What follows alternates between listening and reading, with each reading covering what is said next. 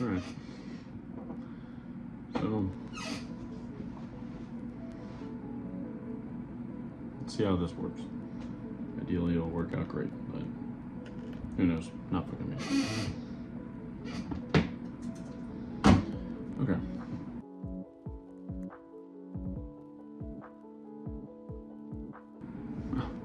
Core questions. What drew you to this project? The studio reached out to me by sheer chance, I think. They just happened to find me through the Backstage app, our program. And it actually just so happens that I grew up watching Attack on Titan, the first couple of arcs, when they came out while I was in high school. And also at the time, I had done Erwin as a cosplay. I was a scrawny kid back then, like 160 pounds, sopping wet, if that. But I don't know. I fell in love with the series. Fell in love with Erwin.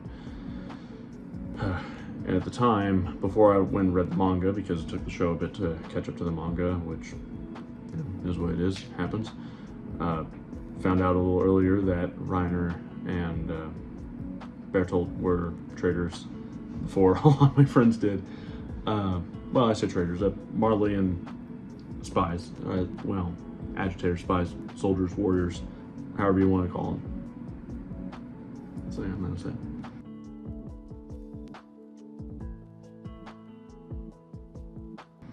What makes this version of the story different? I haven't noticed much difference from the original story, or well, from the anime, because the director is pulling from the anime and the manga, as well as meshing some of the dialogue to be a little more coherent or flow a little bit better.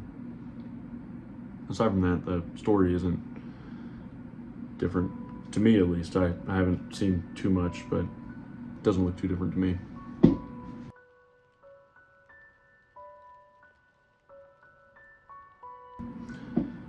How would I describe my character in 3 words?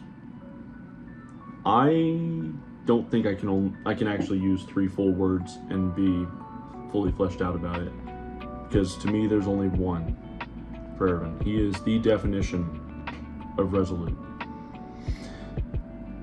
He is committed wholly to his task of furthering the survival of humanity, keeping him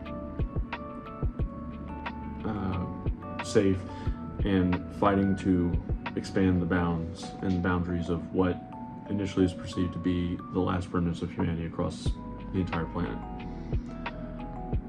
And to also find out why everything beyond the walls has been suppressed information-wise. But if I had to throw 2 more in there, the man is charismatic and he is selfless. Getting others, like your subordinates, to obey your orders is not the hard part of being a leader. It is getting the buy-in. Essentially, they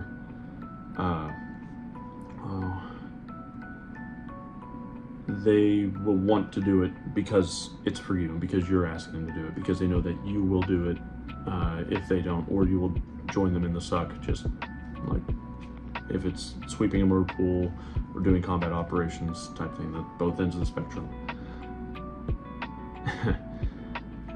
You gotta be able to talk to them and get them to buy into this. And then the other part of being selfless, you're able to jump in, you care more about your subordinates, you care more about the mission than yourself, or whoever's back home more than yourself, which also helps create that buy-in, because those very same subordinates, those soldiers and NCOs, will see how you conduct yourself, see your behavior, rather than just how you try to present yourself, because actions, they speak volumes where words are practically worthless.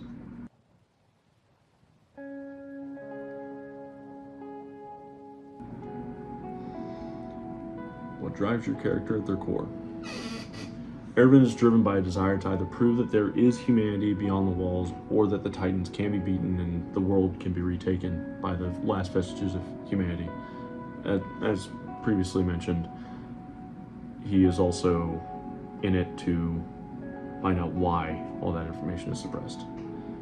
He will stop at nothing to accomplish the task, but because of the snake, the den of vipers up top, in charge of the kingdom of Eldea, he knows firsthand how carefully he must play his game after seeing what they did to his father, which was make him disappear, essentially, because he asked questions around the wrong people, and kids talk.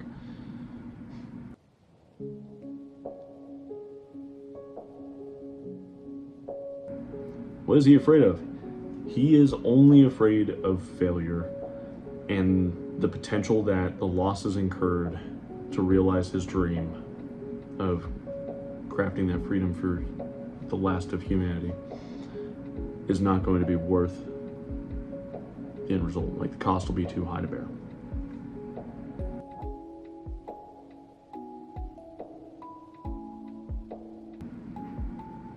He's absolutely a hero to me. He's also the kind of guy that if you try to put praise on him, he'll brush it off like, no, I'm only here because of my subordinates who had to make the sacrifice, who did this because of what I asked, and they did it and excelled. He'll brush it off to push the blame, or not the blame, the praise to where he thinks it is most deserved. But he's so dedicated to that preservation and furtherance of humanity that he can't possibly be described as anything but a hero to me.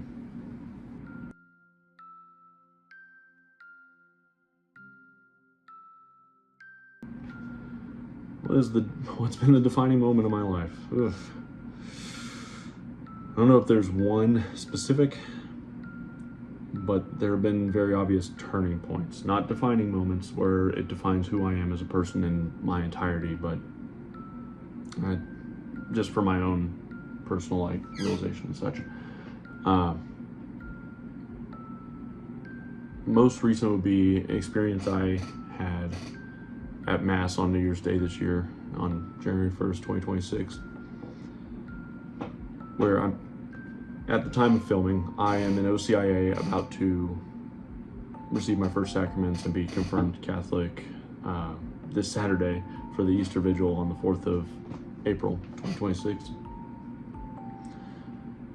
Until that time, you're not able to take communion without being a confirmed member of the church.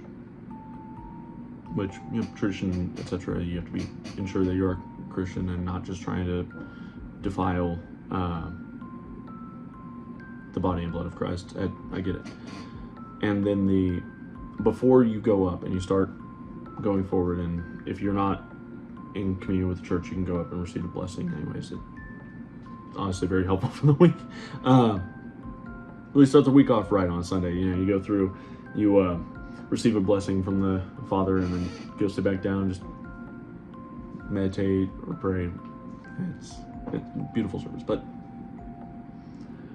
you recite a phrase as, Lord, I am unworthy that you should enter unto my home, but simply say the word, and my soul shall be healed. And when I finished that phrase, it was like a fountain began to flow from the center of my chest, from my heart, well, off center, I guess I should say, and throughout my entire body. It was like healing wounds I didn't know were still there after years of therapy and just dealing with some other stuff in my life. And it came real close to bringing me to tears. So I was going up there, arms crossed, waiting my turn to receive my blessing from the priest, and just trying to hold back the waterworks. But the best way I can describe it is found in John chapter 7. It was like a fount of living water flowing from within me. And to be honest, that feeling hasn't stopped. It's continued to go. And that was when I realized, oh, I am in the right place. I am home. This is the church founded by Christ, and I cannot dispute it anymore. I finally get to be fully confirmed in my faith on Easter Vigil this Saturday, as I said. But another defining moment would be when I swore into the United States Army as a second lieutenant back in September of 2020. I'm now a captain with 5.5 years under my belt. But more than that, I am the first officer in my paternal lineage in 250 years. The last one was a second lieutenant in the Virginia militia during the War for American Independence against the British. The first one, War of 1812, kind of acted as a second War for Independence just to secure it. But I'm about to report to an MLRS unit after finishing up Captain's Career Course here at Fort Sill. I'm really looking forward to that because my dad served on the MLRS in Desert Storm, and it's just a really awesome platform to me. And in my opinion, the best indirect fire support asset on the planet.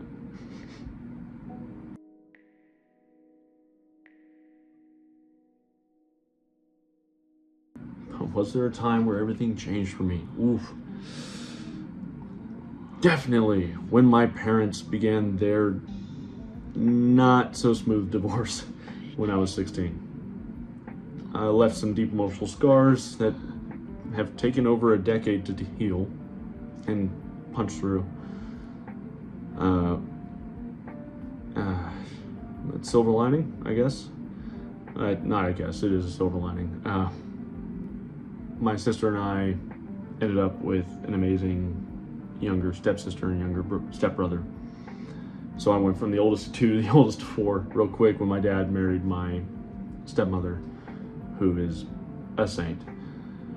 Well, I can't really say that. She's not literally a saint, but she's just a very loving and kind person. Couldn't have asked for anyone better to enter into my life for that. Yeah.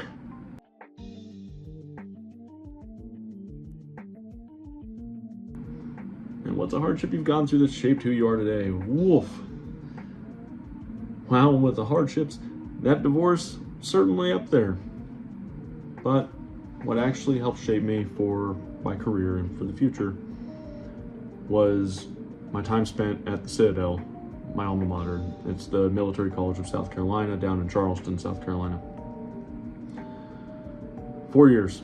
Went through the 4th class system, so knob year, smack year, junior, senior year, the whole thing. Had multiple surgeries, obviously getting sick every so often because the barracks never clean. Doesn't matter what you do. You're just gonna get caught down with what we call the barracks plague or the knobby plague because it just is what it is. And a skin cancer scare, that was not so fun. But I had to push through all of that, overcome it, so I could get my commission into the Army. I had to fight for that. I had to get multiple waivers just to get the opportunity to prove that I could do the work. But that helped me build the resilience and support systems I needed, including some of the best friends, well, some of the best friends in my life, to be able to deal with the Army and everything else that comes with being an adult. Values and identity, here we go. Ivan, I hope you don't mind. I'm probably just gonna send you little clips of it overall, or you can just cut this up as you need.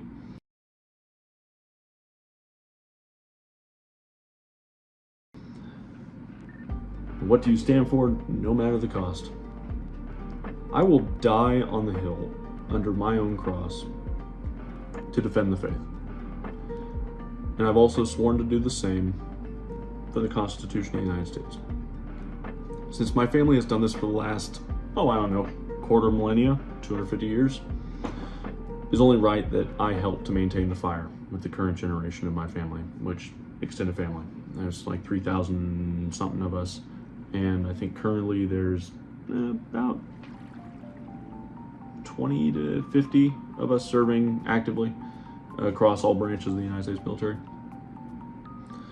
At least that was the last I checked.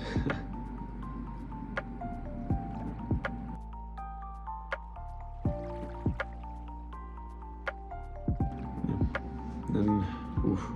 Can I share a moment from my... No, there it is. Sorry. What does leadership mean to me personally? Leadership is not simply barking orders. It is knowing the subordinates under your command. It is building a working trust among them. It is making the difficult choices that nobody else can make but you in the position you're in. It is to internalize the lessons of the past, learn from them, not just your own past, but even historical examples. Because despite the world constantly changing, history does matter, and you can take really great lessons from it. It is not an easy job. It is not idiot-proof.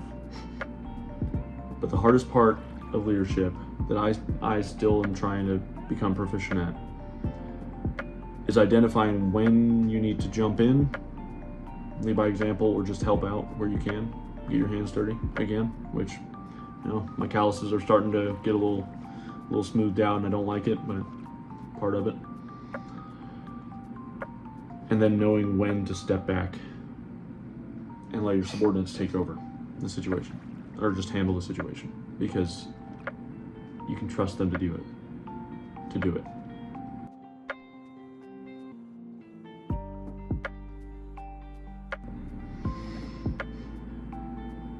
Have I ever had to make a decision that kept me up at night? None that I am aware of, thankfully.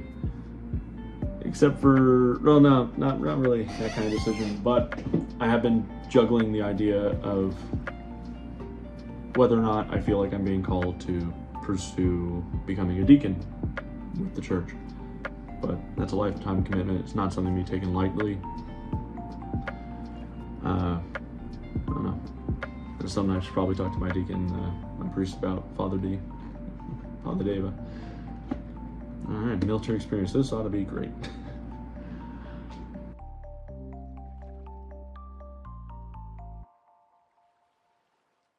But what led me to join the military, specifically the Army? As I mentioned, it's been 250 years of tradition for my family. Most of the males go and serve in the armed forces, particularly the Army. 250 years. A little bit of a family business, if you will. But with all that extended family, we have partaken in every single conflict or war that the United States has been part of, to include, obviously, the War for Independence.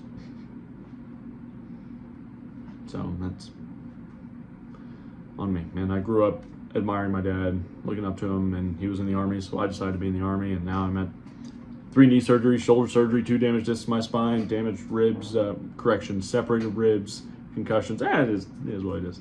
But I don't know if I'd trade it.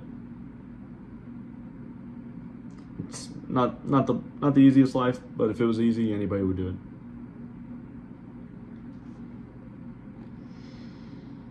Can I share a moment from my service? Oof. I don't know any specific moments that stand out, but the feeling of pride as a leader when you do step back. And when I was in one position, I had to create tests to make sure that my forward observers, my fisters, would be certified, or they could be certified, and that their skills were still good, they could still do their planning and actually follow through with a plan, a fire support plan, which is integration of mortars, artillery, whatever you have available, to operations.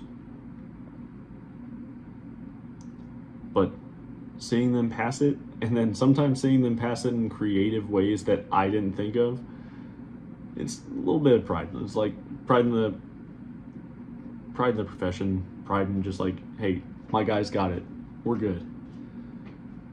That's just one of my favorite parts. Now, what's something civilians misunderstand about leadership in high-stakes situations? Honestly, the biggest things civilians misunderstand regarding military leadership is that we very rarely get all of the details before needing to make the decisions that we have to make. We get whatever data we're given, maybe consult with your NCOs, probably consult with your NCOs, would be a good idea. Make an educated guess as to the best course of action, or COA if you're familiar with the term, and hope and pray that the assumption you just took to make that decision is correct. Our authority to make decisions down to the lowest level in tactical or whatever mundane day-to-day situations is our doctrine called mission command, which we took from the Prussians and made better over time, because obviously weapons improved, tactics improved, but we just honed right in on that. And it's why the United States military is so effective at war, because we can react better to on the situations on the ground as they develop, and we don't have to wait on orders up higher to come down.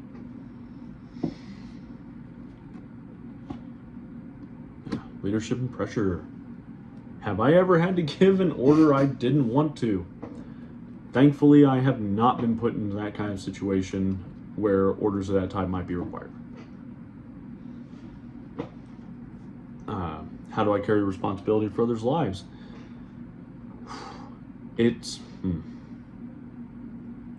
Well, there's the normal answer, and then there's the more expanded answer. So first off, dark humor is abundant in professions like the military, the police, the fire department, and medical fields, because you have to deal with really heavy subjects in your day-to-day life, and the way you deal with it, you talk it out with your friends, you make jokes about it just to kind of deaden that emotion in the back, not the emotion, try to make light of it so it makes it easier to go through your day.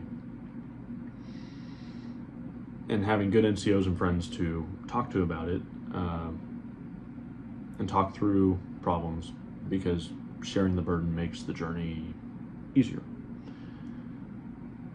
But the heavier responsibility for me that I have had to instill in some lieutenants that I've been given the opportunity to mentor is that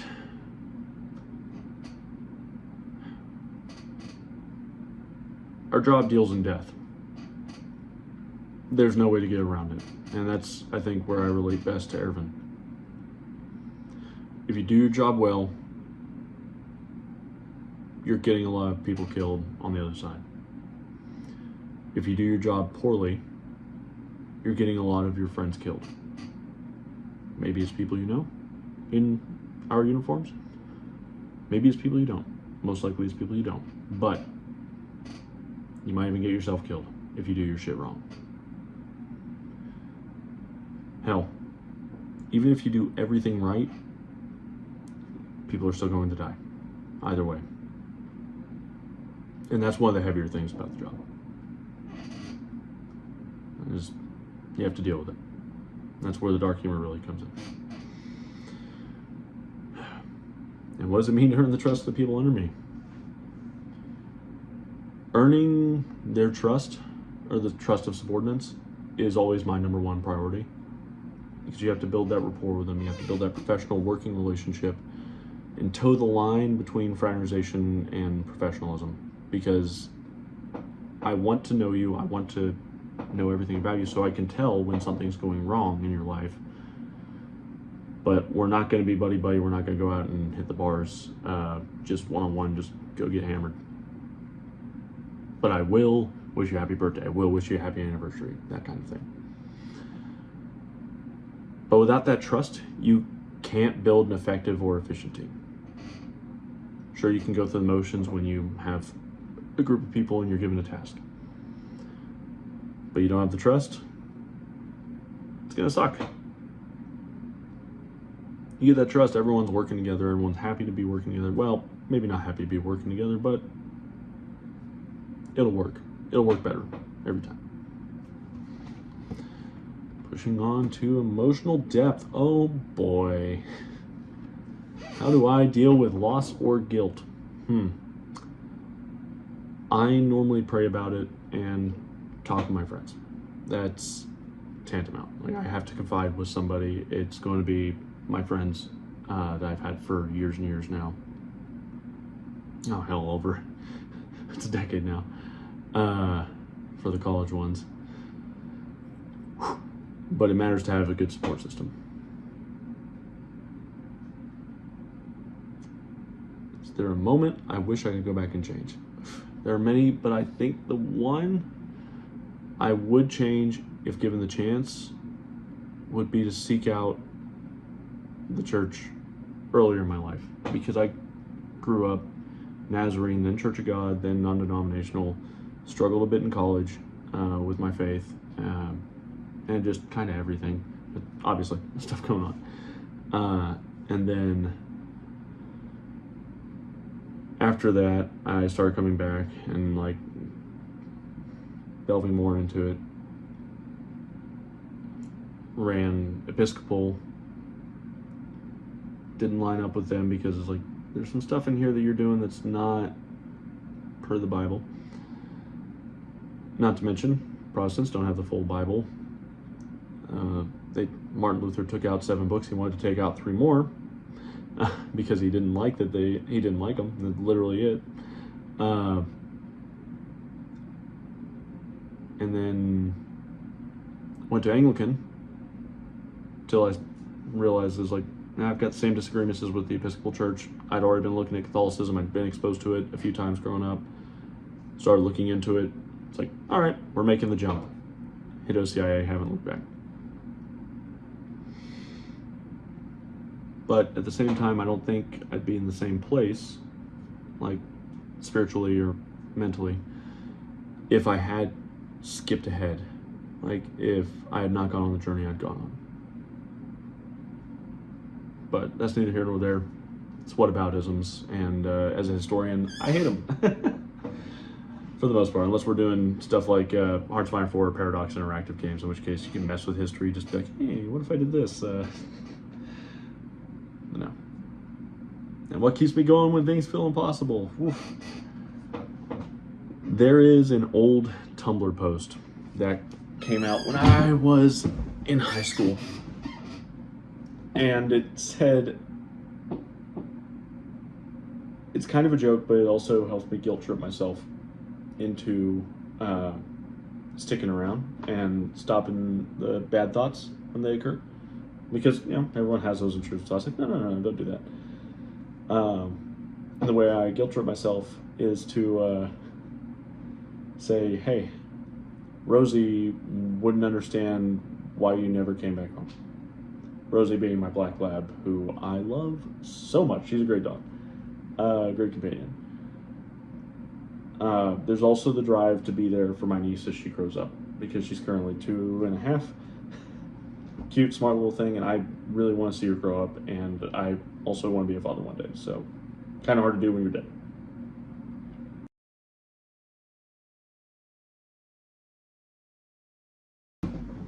Do I see myself in Erwin? Yes and no.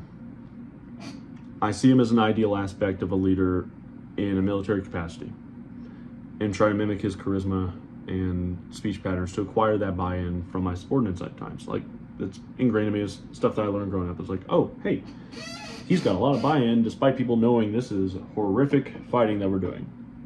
But he gets them to buy in and partake.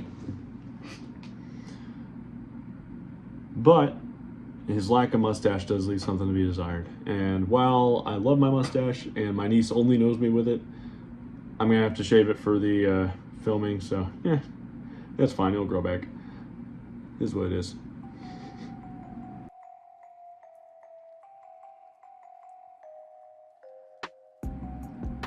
Would I make the same choices he makes? The benefit of being a viewer or manga reader grants you extra information that he doesn't know about at the time that he's making these decisions. So to be objective, you have to ignore that information. It's the same thing with doing actual research into history. You have to ignore what your predisposition is for the item at hand. Go into it with an open mind, like, hey, I don't know about this. Let's look into it. find out about it, and then research the other side, or throw in the other facts that you know is going on at the time to build the context and be like, okay, now I get it. Now I see why this happened. It's the same thing with that. But given the situations he's put in, aside from a couple of tactical choices, I think I would make the exact same decisions he did.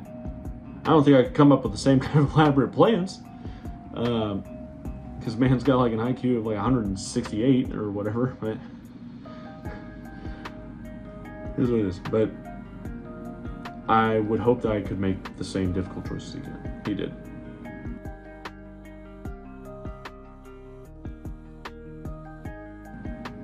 And what does dedicating my heart mean to me?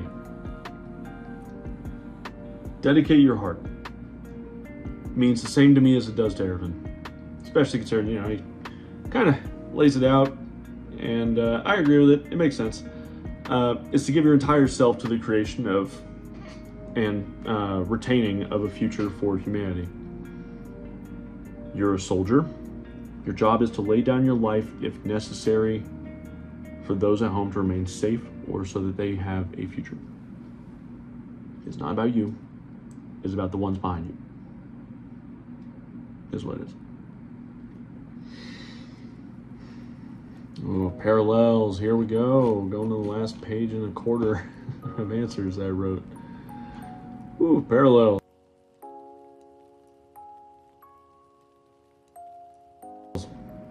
In what ways am I similar? In what ways am I different? Aside from appearances, which I think is pretty close for the most part.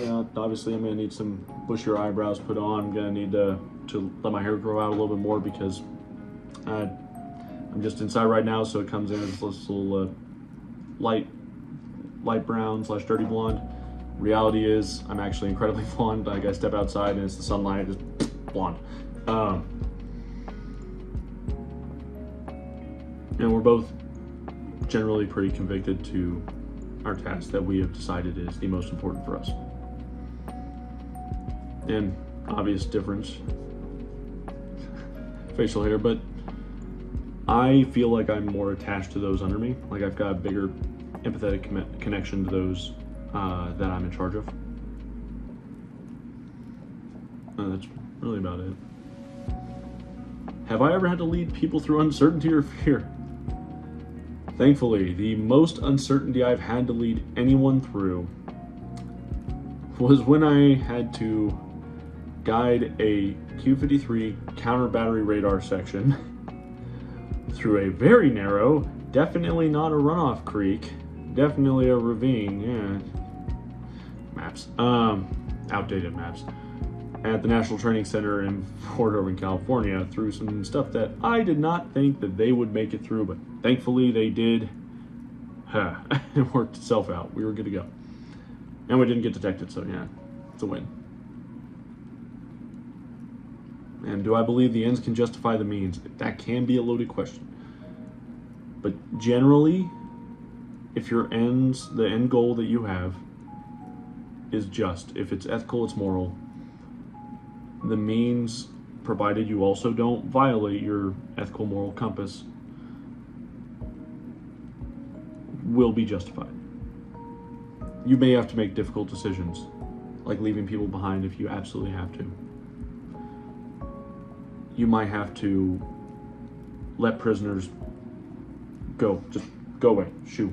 I can't take care of you. You've got to go.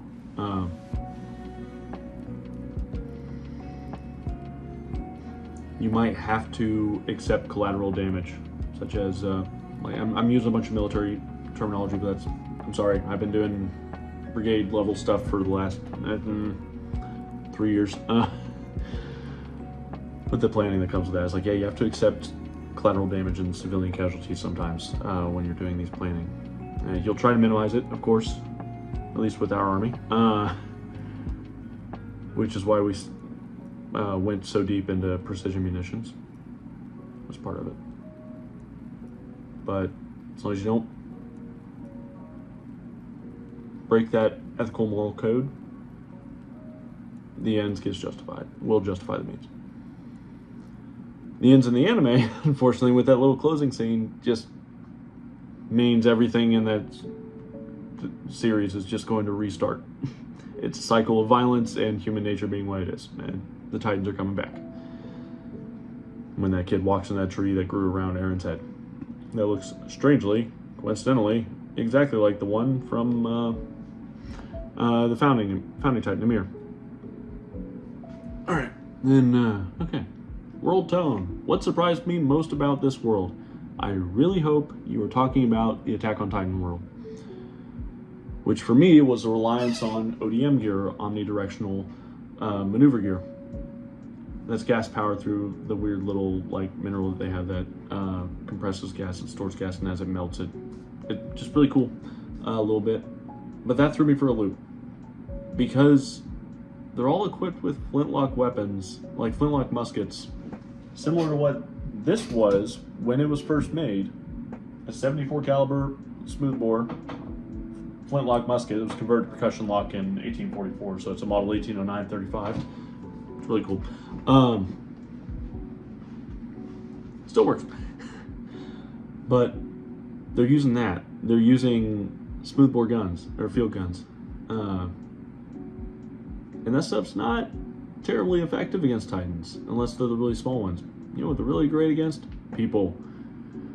But they have to resort to using swords against the Titans, whereas the rest of the world figured out, hey, if we take these artillery pieces and we make them better, we can kill the Titan from the front or anywhere, as long as we, aim it right. Of course, the rest of the world is advanced to like 1910s technology, whereas, the Eldians on the island of Paradis are stuck in a pseudo-Napoleonic society. More like 1830s-ish, because they're still using flintlocks. They don't really know, but then eventually they, finally upgrade the guns to rifle guns. So I was like, oh, cool, we can actually aim the damn things better now. But they're also really ill-trained with those small arms and the weapons of the time.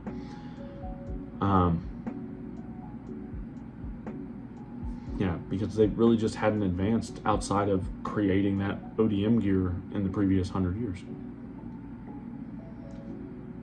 And how does the story reflect real human struggles? Well, to me, it shows the dangers of both desire or what you would call, drawing a blank.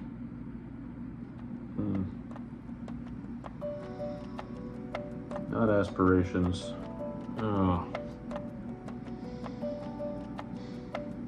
Ambition. Okay, so how does the story reflect real human struggles? To me, it shows the dangers of ambition that is unchecked and satisfaction with your current situation and an unwillingness to do anything about it. Both are opposite sides of the spectrum. Both are incredibly dangerous if left unchecked. Like the ambition, too much ambition. Like what Aaron ended up with, to wipe out the world as the only way he saw to protect, the island of Paradis, or try to wipe out the world.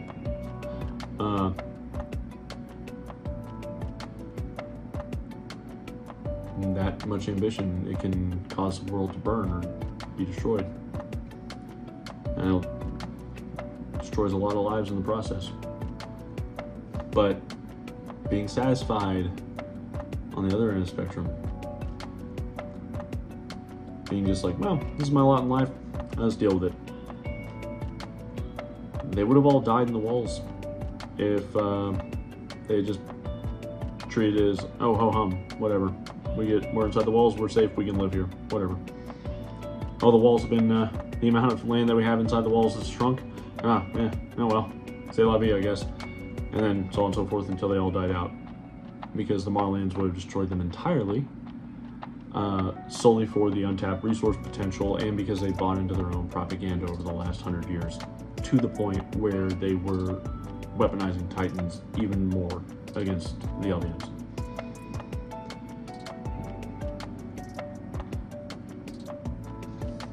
And performance inside, that's going to be fun. What do I think will be the most challenging scene for me, emotionally or physically? It's 100% going to be when Erwin is having to come to terms with the fact that his dream will never be realized before leading that suicide charge against Zeke. Just to buy Aaron and them just a little bit more time. I think I'm going to have to go to a really dark place to pull out that kind of doom and gloom. I'm not looking forward to it, but it's pretty damn integral to the story. It's going to have to be done, and it's going to suck. It's going to be a big, that's what my NCOs used to call it, significant emotional event. If I can do it right, at least. And how am I preparing for the role? Well, outside of rewatching the series to be freshly done up on it, and paying as close attention as I can to Erwin's mannerisms, been doing my best to get into the same shape as him. Also having to deal with that shoulder surgery. This arm is never going to be as good as this arm, and it's just harder to work out, but it is what it is. It's life, say Livy, but unfortunately there's nothing I can really do about that. And getting in similar shape to him while balancing my real world military duties and tasks. Philosophical. Thank you, Ivan. Anyways, let's see. Right, yeah. Okay. What do I think will be the most challenging? I already did that. What do I think this story says about freedom?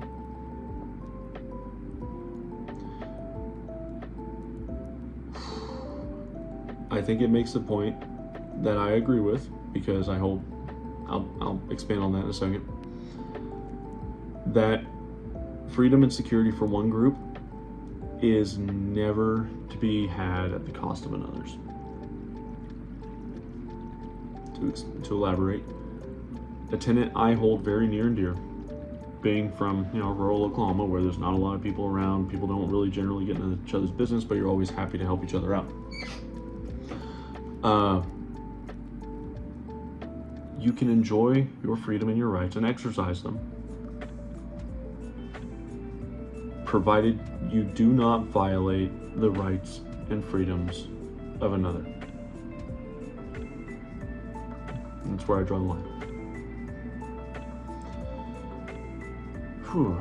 How far is too far when fighting for survival? I think there is no too far.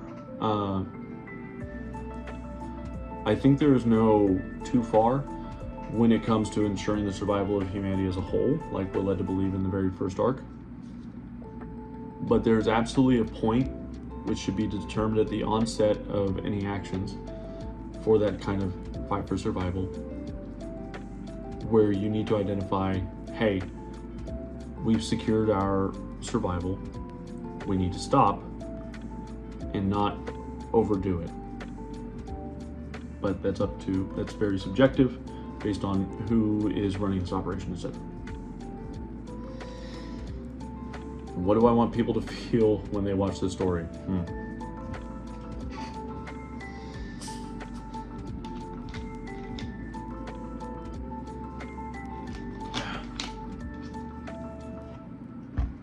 I want people to feel the sincerity, the hope, the horror, and the heartache that I felt the first time watching this series. It is a complex tale, and it should absolutely elicit complex emotions in the viewers or the readers of the manga. That's where I'll leave that. My name is Gabriel Buckles, and I am pleased to have been cast as Commander Erwin of the Scouts. Not to worry, the mustache will reluctantly be removed for filming. But until we meet again, can you give your heart? Can you give everything for humanity? That is all.